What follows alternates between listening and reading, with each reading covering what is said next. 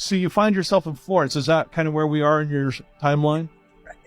Okay, so this is a pivot. This is a big pivot in my life because I was there studying restoration architecture in this very elite program, and I met this amazing man, Buckminster Fuller, and he was sort of a bridge in a way because he was an architect and he had this real concern for the earth and what we were doing to it and ways of living in the earth, and also it was like a very grounded, awake, I could say, or in a spiritually awake person, and they're at the end of his life, so I was very fortunate to meet him.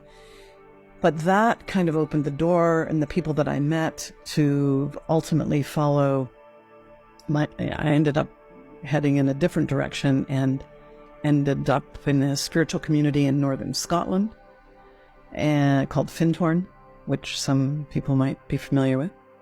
And then from there, in a very, this is like a kind of, you think of like your soul path, your destiny line unfolding. Mine was certainly not straightforward at all, and ended up living in this spirit, a very intentional community. We were building geodesic domes, and I was learning a lot about life and about education, which was actually a real love of mine from the beginning, teaching.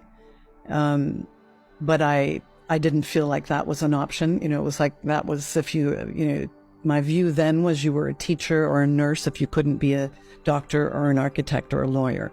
It was sort of the split for me when I was younger between the path of the way I saw my mother, who was a teacher, and the way I saw my father.